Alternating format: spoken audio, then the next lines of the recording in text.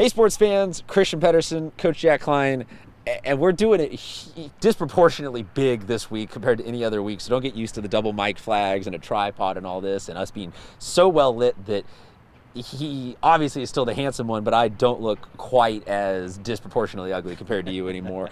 So, Coach, we come back with yet another week of the best golfers continue to be the best, but some new names are climbing into it. And I know that some of those are new names that are freshmen at Torrey or freshmen at the same schools, but it seems like we just always have something fun to talk about every week, something new to talk about. And then a little bit of love for Cameron Sisk, which I'll say this, internet, we hear you. Cameron Sisk for president was thrown out last week. Cameron Sisk is the GOAT was thrown out last week. So whatever he's doing, he's got that. We'll call Cameron Sisk the Tiger effect of San Diego high school golf, is he brings out the rowdy crowd. So Valhalla, we're looking forward to seeing you lining up the fairway at the CIF finals, but that's many, many, many weeks away. So, Coach, let's dive back into just the here and the now of what we got going on. Full disclosure, he's come prepped with a whole teleprompter and everything this week. So, Coach, just let's get to your notes. We'll start. Let's work. We always go D1 to D3. Let's go D3 to D1 this week. Happy to do it. An interesting week for us. We're really kicking off. We're starting to see more matches that are being recorded, as you would expect, and quite a few. In fact, I know we're starting with D3, but yes, for example, Torrey had 6 matches this week, so we're starting to see it really come in, so it's fun.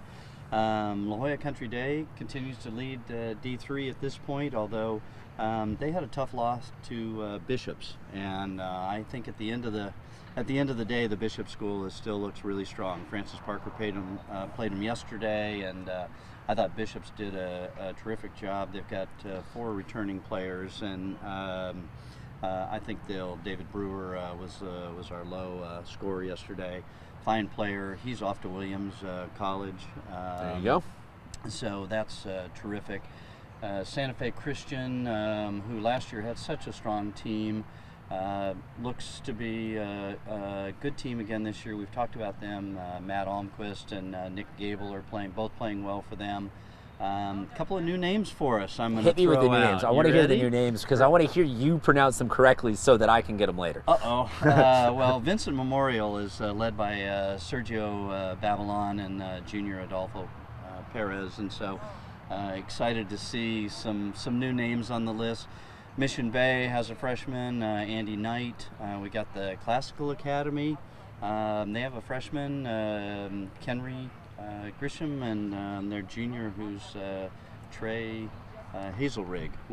My goodness, he nailed it! Through those names for sure. You nailed it, Coach. Good group. You stuck the landing on that one. So that's exciting. My big takeaway from there is that's the first time we've dug into some teams that we've never talked about before. Never talked about Classical, never talked about Vince Memorial, never talked about Mission Bay. So it's really awesome to see those, because those are teams that you get them on the radar and you go, hey, look, I know we're not talking about the top team in the county, but they're going to make some noise. They're going to throw their hat in the ring, and it's always fun because D3, you get some new teams coming in there every single year. Let's move up to D2.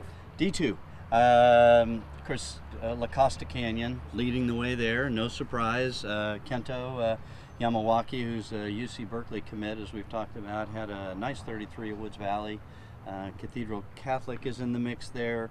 Sage Creek, Dylan Menanti, as we know, and Vad Gadarande, I believe it is, had 35s in the City Cup. Which if we mispronounce your name, please let us know. We don't want to go a whole season and then meet you at the finals and be like, oh yeah, by the way, you've been saying my name wrong. Let us know right now. Absolutely. So apologize up front if I didn't get that right. That next one, I see the word freshman. Teach me another freshman. Del Norte, Eric Doyle, the freshman, is the leader on their team there. Point Loma as Jason Moss, and Jason had a great 33 the other day at Salt Creek. I know we're going to have a chance to play them. Their girls team had a great season this year, and nice to see Point Loma doing better. So excited about that. A little bit of point of pride there. Yeah. Up to the Division One. Guess what? More Torrey Pines. Like you said, 6 matches this past week. They are a team that is always going to put their foot straight through the floor onto that gas pedal every season long. But we have not talked a ton about San Marcos, and you have them on your list. Why? I do. They're led by 3 seniors. They've got Tyler Carroll, Drew Norby and RJ Cesario.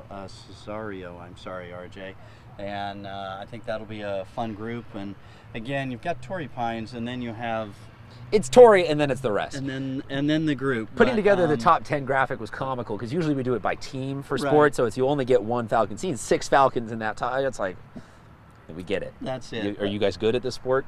And then Scripps Ranch follows in close behind them. Scripps has Adam Madison, and Adam had 2 nice 33s this week, so great to see him playing so well. And then Let's round it out with some Carlsbad. Why not? love Carlsbad, Thomas Stevenson shot a 32 at the Crossings. I mean, Crossings is their home course, and if you've played Crossings, it's just a little bit quirky and quite an advantage for the home team, but nonetheless, you still got to make all the shots, and so hats off to Thomas for that nice 32. Well, and hats off to all of our golfers because at the D2 level, you're mentioning some 33s, from Jackson Moss, and you're mentioning some low scores down to the D. So everybody, you're starting to see, oh, hey, there's a good golfer here. There's a good golfer here. This is not, it's run away with Torrey just because of the quantity of Torrey, but the quality is there kind of across the board.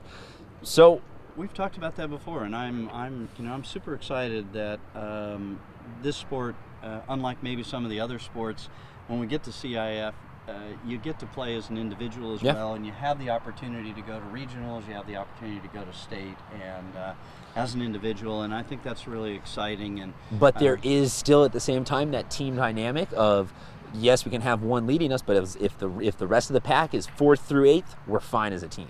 So it really is a unique experience in the playoff hunt. It is, and one follow-up thing to that too, Please. and I know we've talked about it before, Christian, but when you have a strong player on a team, it really can bring all the other players along, and as golf's a game, a life sport, they're just getting better for the rest of their life, so I love that opportunity as well. And I love the opportunity to be here with you every single week. Coach, thank you very much. We'll let you get your way down to Riverwalk. All right. And hopefully steer clear of the sand traps today and have a good day. I'm going to stay here and get some interviews with the baseball team because we're at Parker and we do all sports. Got to say, I love this. I hope we see more of the teleprompter and tripod because that makes us sound much smarter than we normally are. Coach, okay, so hey, here's the problem with the 2 mics is we're not ready for the handshake. I got to get left-handed with this. Look, it makes you, is it amphibious? Yes, exactly. It is amphibious. For the amphibious Jack Klein, I'm the obtuse Christian Pedersen. We'll see you guys next week. Thank you.